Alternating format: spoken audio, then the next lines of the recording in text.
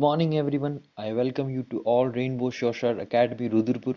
So, before we begin, please subscribe the YouTube channel if you haven't subscribed, and if you find this video useful, please like it and share it. So, guys, in today's video, we are going to discuss some important posts of Indian Army, such as Chief of Defence Staff, General, and many more. Chief of Defence Staff. The Chief of Defence Staff is the professional service chief, head of the Indian Armed Forces, the senior most uniformed military advisor to the Government of India, an ex officio secretary to the Government of India, and the head of Department of Military Affairs under the Ministry of Defence. General Bipin Rawat took as the first CDS on 1st January 2020, and he will serve a full 3-year term till December 2022. Guys मैं chief of defence staff की बात करूं तो chief of defence staff जो Indian army है, जो Indian armed forces हैं, air force है, नेवी है और आपका आर्मी है, इसके एक हेड हैं। और ये एक गवर्नमेंट को एक सिंगल मिलिट्री एडवाइज़र जो होता है वो है। पहले क्या होता था दोस्तों कि जब युद्ध होता था, कुछ लड़ाई होती थी, कुछ ऑपरेशन होता था, तो गवर्नमेंट को आर्मी से, एयरफोर्स से और नेवी से अलग अलग कोऑर्डिनेट करना पड़ता था। लेकिन इस पोस्ट के बाद, सीडीएस पोस्ट के बनने के बाद, गवर्नमेंट डायरेक्टली अब सीडीएस से एडवाइस लेगी और सीडीएस आर्मी, नेवी और आपका एयरफोर्स को हेड करके उनके एडवाइस लेके एक गवर्नमेंट को देगा। तो कहीं ना कहीं जो सीडीएस है वो एक ब्रिज है between government and between these three forces. यही नहीं, सीडीएस की जो ये पोस्ट है ये कहीं ना कहीं हमारी जो तीनों डिफरेंट फोर्सेस हैं, आर्मी, नेवी एंड एयरफोर्स, इनके बीच एक सिनर्जी, सिंक्रोनाइजेशन को बढ़ाना और कहीं ना कहीं इनकी प्रोडक्टिविटी को बढ़ाना, ये भी इसका एक काम है। जनरल बिपिन रावत जो हैं वह हमारे पहले सीडीएस हैं। ये इससे पहले हमारे आर्मी के चीफ रहे हैं। इस पोस्ट की अगर मैं बात करूं तो 1999 में, 1999 में जब हमारा कारगिल वॉर हुआ तो उस वक्त कहीं ना कहीं वो हम उस जो कारगिल वॉर थे उसमें हम जीते, पर उस कारगिल वॉर में कुछ कमियां सामने निकल के आई। जो कमियां ये थी कि हमारी जो एयरफोर्स थी और हमारी जो आर्मी थी उनके बीच एक कोलैबोरेशन अच्छा नहीं था। अच्छा मैं नहीं कहूँगा, मैं ये कहूँगा कि एक तालमेल नहीं था, हमारी वो प्रोडक्टिविटी नहीं आ पा रही थी। कहीं ना कहीं आपको पता है इंडिया एक बहुत बड़ा देश है, जोग्राफिकल फीचर बहुत अलग है। आप नॉर्थ में जाएंगे तो आपको माउंटेन्स मिलेंगे, आप साउथ में जाएंगे तो आपको प्लेन्स मिलेंगे। तो अगर मैं बात करूं तो हमारा जो आर्मी है, जो एयरफोर्स है, उनका एरिया ओवरलैप करता है, जिसमें हमारी कहीं ना कहीं जो प्रोडक्टिविटी है वो कम आती है। तो उस प्रोडक्टिविटी को इंक्रीज़ करने के लिए, कोलैबोरेशन को बढ़ाने के लिए इस पोस्ट का उस वक्त बात कही गई थी। और जब कारगिल का युद्ध ख़त्म हुआ उसके बाद हमारे एक कारगिल रिव्यू कमेटी बनी थी, जिसमें ये बात निकल के आई कि हमारे पास एक ऐसी पोस्ट होनी चाहिए कि जो तीनों फोर्सेस को हेड करके गवर्नमेंट को एक सिंगल एडवाइस दे और कहीं ना कहीं इनके आपस में जो है वो उस कोलैबोरेशन को बढ़ाए। तो उस वक्त चीफ ऑफ डिफेंस स्टाफ की बात हुई थी। काफ़ी समय तक ये चलता रहा और फाइनली 15 अगस्त 2019 को ये बात सामने आई और हमारे जो प्राइम मिनिस्टर हैं श्री नरेंद्र मोदी जी, इन्होंने रेड फोर्ट से सीडीएस का ऐलान किया कि भारत में एक नई पोस्ट भारत की आर्मी को और एयरफोर्स को मिलिट्री एडवाइज़र मिलेगा और वो मिलिट्री एडवाइज़र जो होगा वो एक चीफ ऑफ डिफेंस स्टाफ होगा। गाइस फाइनली 24 दिसंबर 2019 को कैबिनेट कमेटी ने डिसीजन लिया और एक पोस्ट क्रिएट करी। ए 4 स्टार जनरल होगा, ट्राई सर्विस चीफ होगा, तीनों ही चीफ को हेड करेगा, फर्स्ट अमंग इक्वल होगा और एक सिंगल मिलिट्री एडवाइज़र होगा जो आपका हेड करेगा तीनों सर्विसेज को। इसमें एक बहुत ख़ास बात है कि जो चीफ ऑफ डिफेंस स्टाफ होगा वो किसी भी मिलिट्री कमांड को हेड नहीं करेगा, वो सिर्फ एक एडमिनिस्ट्रेटिव पर्पज़ के लिए है। साथ ही साथ जो हमारी ट्राई सर्विस कमांड होती हैं, जैसे कि जहां एयरफोर्स, नेवी और आर्मी एक साथ काम करती है, तो ये जो ट्राई सर्विस कमांड होती है इनको जो हेड करेगा वो हमारा सीडीएस होगा। अब ट्राई सर्विस कमांड आपको पता होगा, जैसे कि अभी कहाँ है, अंडमान एंड निकोबार में, पोर्ट ब्लेयर में। इसको यहाँ को असिस्ट करने के लिए एक डिप्टी चीफ बनाया गया है, that is vice chief of defence staff. और ये vice chief of defence staff है, ये post of chief of integrated staff, defence staff को रिप्लेस करेगा। जो सीडीएस होगा, CDS will also be the permanent chairman of the chief of staff committee. तो chief of जो स्टाफ कमेटी है CDS, उसका एक परमानेंट मेंबर होगा। गाइज मैं बात करूं इनके फंक्शन की कि सीडीएस, अपने सीडीएस पे पावर क्या है और इस पोस्ट को कितनी पावर है, ये कहाँ तक काम कर सकता है। तो वो कुछ इस तरीके से हैं। देखिए, CDS will task with trimming weapon procurement procedure एमिड integrating operation of Indian armed forces, army, navy and air force. आपको पता है कहीं ना कहीं जो हमारे वेपन प्रोक्योरमेंट की एक प्रोसेस है, जो हमारा वेपन आता है उसमें एक बहुत लॉन्ग प्रोसेस लग जाता है।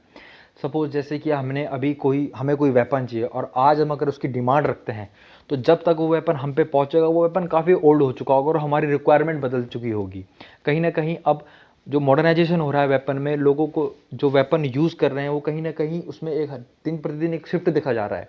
तो ये जो वेपन प्रोक्योरमेंट की प्रोसेस है बहुत स्लो है। तो इस प्रोसेस को ट्रिम करने के लिए, शॉर्ट करने के लिए ये एक पोस्ट है, और ये तीनों के लिए है, आर्मी के लिए, नेवी के लिए, एयरफोर्स के लिए। वहीं CDS के पास एक पावर है कि वो तीनों जो सर्विसेज हैं, आर्मी, नेवी, एयरफोर्स, इनके चीफ को डायरेक्ट करने की।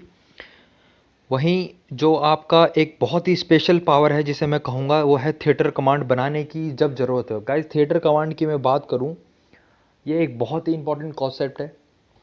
आप अमेरिका में जाइए, वहाँ जैसे आपने देखा होगा पेंटागन है, और पेंटागन एक ऐसी जगह होता है, एक वॉर रूम टाइप का होता है, जहाँ से आपकी आर्मी, नेवी, एयरफोर्स एक साथ रेगुलेट करती है और सिंगल ऑपरेशन पे काम करती है। तो उनका प्रोडक्टिविटी किसी भी ऑपरेशन की बहुत हाई होती है।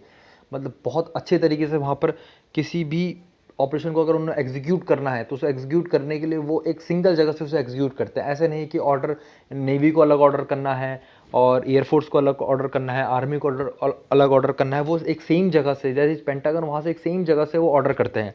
और वहाँ जो, अगर मैं बात करूँ अमेरिका की, तो वो डायरेक्ट एक प्रेसिडेंट से कनेक्टेड होता है। उसी तरह अगर मैं इंडिया में बात करूँ, तो ये जो थिएटर कमांड है, थिएटर कमांड भी एक सेम लॉजिक पे बनाया गया है। ये थिएटर कमांड से हम सिंगल एक पॉइंट है जहाँ पर हम मिलिट्री को ट्रेन कर सकते हैं। मिलिट्री की मैं बात करूँ, आर्मी, नेवी, एयरफोर्स को एक साथ ट्रेन कर सकते हैं, और एक साथ ट्रेन करके उन्हें एक सिंगल ऑपरेशन एग्जीक्यूट करवा सकते हैं। गाइस, मैं बात करूँ तो जो हमारे इंडियन आर्मी की, तो उसका जो हेड क्वार्टर है वो न्यू दिल्ली में है। मोटो सर्विस बिफोर सेल्फ। और जो COAS, जो चीफ ऑफ आर्मी स्टाफ, और जिसे हम जनरल भी कहते हैं, वो है हमारे जनरल मनोज मुकुंद नरावने। एक 4 स्टार रैंक है। और हमारे 28 चीफ हैं आर्मी स्टाफ के। और 28 चीफ ऑफ आर्मी स्टाफ बनने से पहले ये हमारे आर्मी के वाइस चीफ रह चुके हैं, 40th वाइस चीफ। और उससे पहले वो ऑफिसर इन कमांड, जो हमारे ईस्टर्न कमांड है हमारी, और general officer in command, chief of army training command, इन्होंने हेड करा हुआ है। और ये 7th सिख लाइट इन्फेंट्री को बिलोंग करते हैं। गाइस, ये जो चीफ ऑफ आर्मी स्टाफ का जो ये पोस्ट है, ये 1748 में एक पोस्ट डिज़ाइन की गई जिसे बोला है चीफ कमांडर इन चीफ। तो उस वक्त जो ईस्ट इंडिया कंपनी थी, उसकी जितनी फोर्सेस को जो हेड करता था, उस पोस्ट को जो नाम दिया गया वो था कमांडर इन चीफ। 1857 के रिवॉल्ट के बाद जब चार्टर एक्ट आया, तो उसके बाद हुआ क्या कि जो हमारे कमांडर इन चीफ की जो पोस्ट थी, उसको कहा गया supreme commander of British Indian army. क्योंकि आपको पता है 1857 के बाद ईस्ट इंडिया का रूल, ईस्ट इंडिया कंपनी का रूल खत्म हो गया था और उसको ब्रिटिश गवर्नमेंट ने टेक ओवर कर लिया था। तो उसके बाद जो कमांडर इन चीफ था, उसको कहा गया supreme commander of British Indian army. और 1947 जब हमारा देश आज़ाद हुआ, उसके बाद इस पोस्ट को तोड़ दिया गया, इस पोस्ट को डिवाइड कर दिया गया, और ये पोस्ट कुछ इस तरीके से चली गई। एक तो बने हमारे commander in chief of Indian army, एक commander of chief of Pakistan army, और एक commander in chief of British forces India and Pakistan. और इंडिया और पाकिस्तान में जो ब्रिटिश फोर्सेस हैं, उनके अलग अलग कमांडर। और 1955 को हमारा ऑफिशियली जो COAS है, जो office of the chief of army staff, ये बनाया गया। और इसने हमारे पुराना जो ओल्ड ऑफिस था कमांडर इन चीफ को, उसको रिप्लेस किया गया। उसके बाद मैं बात करूँ, general sir Francis Robert Roy Bucher was a British soldier who became the second commander in chief of the Indian army at the final non Indian to hold the top post of Indian army after partition. He serve from 1 January 1948 to 15 January 1949। आपको पता है 15 January 1949 को जो हम army day मनाते हैं, उस दिन lieutenant general Kondra Madappa Cariappa, KM Cariappa ने इनसे एक कमांड ले ली थी। तो उस डे को हम आर्मी डे के नाम से मनाते हैं। और उसके बाद उन्होंने 15 जनवरी 1949 से आगे सर्व करा, और 1950 तक उन्होंने सर्व करा। उसके बाद उन्होंने आर्मी को हमारे इंडो पाक वॉर में लीड करा कहीं ना कहीं। और he made field marshal by the government in his 87th year on 14 जनवरी 1986 और बाद में Vice Chief of Army Staff. The Vice Chief of Army Staff is the second highest ranking officer in the Indian Army. The VCOS is a PSO, Principal Staff Officer at the Army Headquarters in New Delhi. The office is held by the senior officer in the rank of Lieutenant General. The current Vice Chief of Army Staff is Lieutenant General Satyendra Kumar Saini. He assumed the office from 25th January 2020. आइए आगे बात करते हैं command की। जैसे कि आपको पता है कि ऑर्गेनाइजेशन स्ट्रक्चर में अगर हम आर्मी को ब्रेक करें तो उसे कमांड में तोड़ा जाएगा। कमांड की मैं बात करूं, the army is divided into the 7 command. ये 7 कमांड में इसको रखा गया है इंडियन आर्मी को। जैसे कि नॉर्थन कमांड है हमारी उधमपुर जम्मू कश्मीर में, वेस्टर्न कमांड है हमारे चंडी मंदिर पंजाब में, और यहाँ के एक नोटेबल कमांडर थे वो है फील्ड मार्शल KM करिप्पा, जिन्होंने वेस्टर्न कमांड को हेड किया है। वहीं मैं सेंट्रल कमांड की बात करूँ तो लखनऊ यूपी, ईस्टर्न कमांड की बात करूँ तो वो है कोलकाता वेस्ट बंगाल, और यहाँ के एक हमारे जो फील्ड मार्शल रह चुके हैं सैम मानिकशॉ, वो उन्होंने इस कमांड को हेल्ड किया। तो ये काफ़ी ज़रूरी है इस चीज़ को जानना कि जो कमांड है उनके कोई नोटेबल रिप्रेजेंटेटिव या कोई नोटेबल कमांडर उस कमांड का रहा हो। तो जिस तरह से मैं बात कर रहा हूँ ईस्टर्न कमांड में हमारे फील्ड मार्शल सैम मानिकशॉ ने ईस्टर्न कमांड को हेड किया था। वहीं मैं बात करूँ साउथर्न कमांड की, तो साउथर्न कमांड जो है वो पुणे महाराष्ट्र है, और हमारे CDS जो बिपिन रावत हैं वो उन्होंने इस कमांड को हेड किया हुआ है। South western command Jaipur Rajasthan में, और ट्रेनिंग कमांड शिमला हिमाचल प्रदेश में। आइए आगे बात करते हैं। तो आगे मैं बात करूं तो आर्मी को 2 भागों में बांटा गया है। वो जो मैंने आपको कमांड बताई है वो है ऑर्गेनाइजेशन स्ट्रक्चर। फिर मैं अगर बात करूं एक वॉर रूम के हिसाब से कि अगर हमें वॉर के हिसाब से आर्मी को देखना है तो उसको देखने का नज़रिया है आर्म्स और सर्विसेज में। आर्म्स वो हैं जो डायरेक्टली एक वॉर में पार्ट करती हैं, और सर्विसेज वो हैं जो हमें एड प्रोवाइड कराती हैं, सपोर्ट प्रोवाइड कराती हैं, वो सर्विसेज हुई। मैं आर्म की बात करूँ तो इन्फेंट्री, इन्फेंट्री आपको पता है जैसे कि एक जो फुट सोल्जर्स होते हैं जो फुट मार्च करते हैं, जो सीधा लड़ाई करते हैं, डायरेक्ट एक्शन में पार्ट लेते हैं, वो infantry. Corps of signal, mechanised infantry, armoured corps ये टैंक लेके चलते हैं, और regiment of artillery, corps of engineer, corps of army air defence and army aviation corps, ये कहीं ना कहीं आर्म्स है और डायरेक्ट हमारे एक वॉर में हिस्सा लेते हैं।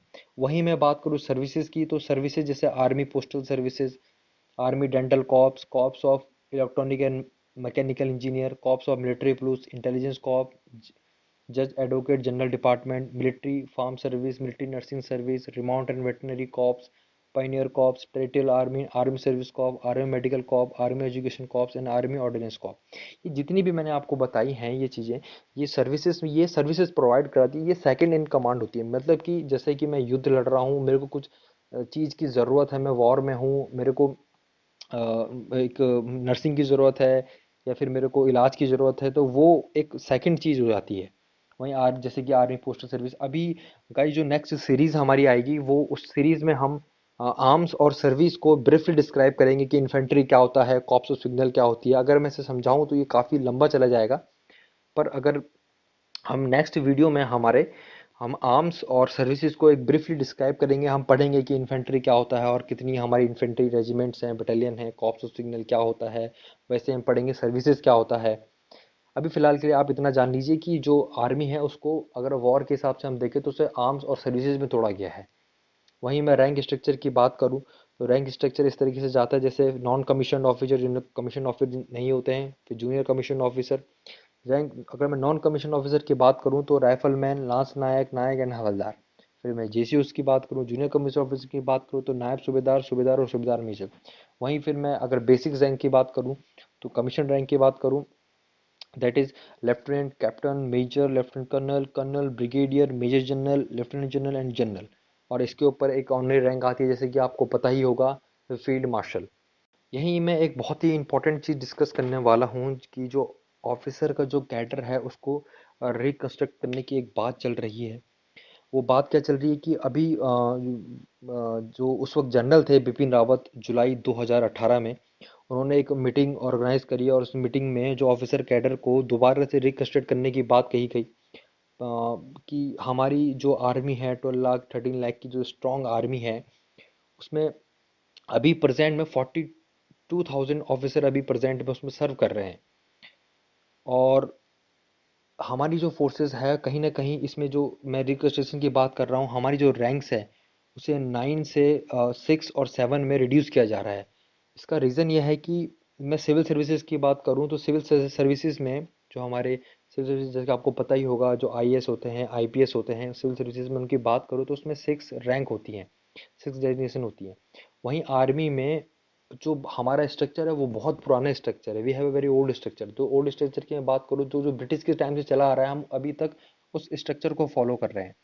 अब मैं बात करूं तो हमारे जो सिविल सर्विसेज में अगर किसी भी एक व्यक्ति कोई ज्वाइन करता है 18-19 साल की उम्र में, एक आईएएस बनता है, आईपीएस बनता है, आईएएस बनता है, तो उसे जॉइंट सेक्रेटरी, वो 18 साल की सर्विस में एक जॉइंट सेक्रेटरी बन जाता है।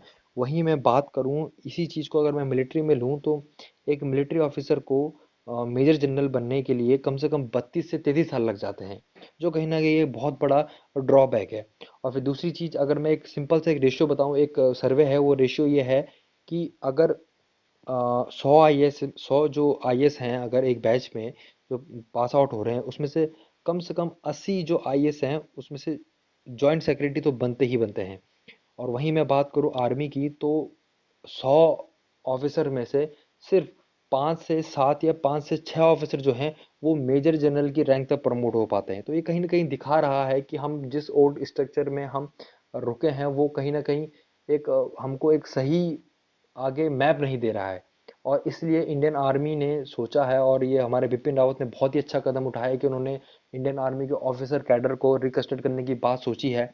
तो इसमें जो बात सामने निकल के आ रही है कि कहीं ना कहीं हमारी जो ब्रिगेडर की रैंक है अ, उसको कट किया जा रहा है, उसको खत्म किया जा रहा है। तो अब देखिए कि क्या होता है। अभी फिलहाल ये जो भी चीज़ है ये सब पेपरों में है, और ये अभी कुछ इसका सिर्फ प्रपोजल बना है, ये कोई अभी फिक्स नहीं हुआ है कि रैंक कटेगी या नहीं कटेगी, या फिर सेम ओल्ड स्ट्रक्चर अभी आर्मी फॉलो करेगा। पर सिर्फ अभी इतनी बात सामने आई है कि अगर रैंक अबॉलिश होगी तो वो रैंक जो होगी वो ब्रिगेडर की होगी। Thank you for watching this video. If you haven't subscribed to the channel already, make sure that you hit the subscribe button and also the notification bell icon so that you don't miss any of our videos. We at Rudrapur have state-of-the-art campus and a full-fledged GTO ground. So every month we have 3 batches of 12-day SSB course. Apart from that, we have a 5-day GTO course and we also organize a PPDT overview for a very nominal charge. If you're interested to know more about any of these courses, make sure that you give us a call or drop us an email on the number and email ID which is appearing on your screen. Follow us on Instagram and Facebook to get the latest updates of the Academy. Once again, if you like this video, give us a thumbs up and subscribe to our future videos. Till then, goodbye and take care.